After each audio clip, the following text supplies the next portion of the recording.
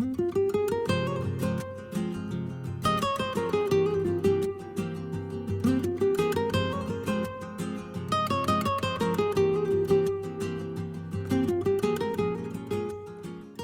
an interesting saying in the traditional Jewish community that's been around for 2,000 years. It compares the difficulty of finding the right soulmate for you with the miracle of the splitting of the Red Sea in the Exodus story. So what exactly is the origin of this comparison? And more importantly, what does it imply? How is one related to the other? Why compare the two? And what exactly is the connection? In order to understand how they are related, it is only logical to begin with the Red Sea miracle itself and to understand what it was all about. And only afterwards, we can then begin to understand the connection to finding one's soulmate in today's world. The verse in Exodus reads, "And Moses stretched forth his hand over the sea, and the sea returned to its strength." Well, it doesn't really make sense. What does it mean for a sea to return to its strength? So if you look at the Hebrew word is related to the word tanai. Tanai means original condition, stipulation, or agreement, meaning the sea recognized and remembered its original binding agreement. What exactly is going on and what does this mean? So our Jewish tradition says that when God created the world, as he was creating the universe as we know it today, there was also a period where God could see what would happen in the future. There was this foreseen events that would bend the laws of nature, and that was part of the plan. So one of those miraculous events that would transcend the normal laws, routine unfolding of nature's law, one of those events would be the splitting of the Red Sea. So the Midrash says that when God foresaw that one day we would be crossing the Red Sea to become his nation, he told the Red Sea, according to the Midrash, he told the Red Sea that when you see my people Israel on the shores of your sea, you shall open your waters to let them pass through. This is interesting, but it presents a problem because it doesn't answer the question, what was the miracle of the splitting of the Red Sea? Because if something is foreseen, then it's no longer a miracle. If something is anticipated and planned for and calculated into how the universe unfolds, it's no longer a miracle. Let me give you an example. Okay, your lawn, your garden needs watering, and so you have a sprinkler system with a timer, and you every day at 4 p.m. your sprinkler system goes on to water the garden, and someone who doesn't know this is walking through the garden, and all of a sudden the sprinklers go on. That person wouldn't stop and say, "Oh my God, it's a miracle, the water went on." No, it wasn't a miracle. It was pre-planned on a time clock. The same thing with the Red Sea. So now the problem or the question that we need to raise is, what really was the miracle of the Red Sea if the oral tradition, the Midrash, tells us that it was foreseen, it was planned?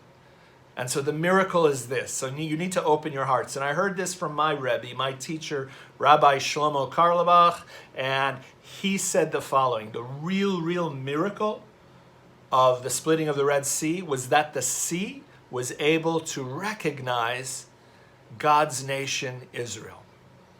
What does it mean it was such a miracle to recognize Israel?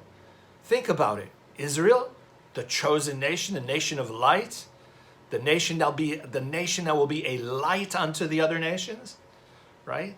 The nation that will produce kings and prophets. Look at how they appeared when they arrived at the Red Sea. They appeared broken, a broken, impoverished nation, a people that had been battered and abused under 400 years of slavery and oppression. These are people that had lost any desire for living itself. These are people that were so beaten down and poor and had so much filth and disappointment and despair and trauma written all over their faces and their appearance, that the real question is how did the Red Sea recognize them? How was the Red Sea able to look beyond the schmutz, the dirt, and recognize the godliness of this group of people standing at its shores that would produce descendants that would transform the world and the course of history? Well, the answer is that it didn't look through external eyes. See, we have two sets of eyes. We have the outside eyes and the inside eyes. When you look at something through the outside eyes, that's all you see is the outside, the exterior. But when you can look at someone through Red Sea eyes, the inside eyes, you look beyond the broken places. You see the wholeness and the kedusha and the holiness and the light and the godliness of that person when you look through those inside eyes, those soul eyes, those Red Sea eyes. So the real miracle of the splitting of the Red Sea was the recognition of a holy nation that at the time didn't look very holy. Now we can relate it to soulmates. Okay, because we know that this world isn't anything less tough and difficult and challenging as any of the previous chapters of history. The world we live in will beat you down. It will seek to crush you, and if you're not strong enough, you will get crushed. You will go through your share of trauma, abuse, and pain. And in this world, how are you supposed to find your soulmate?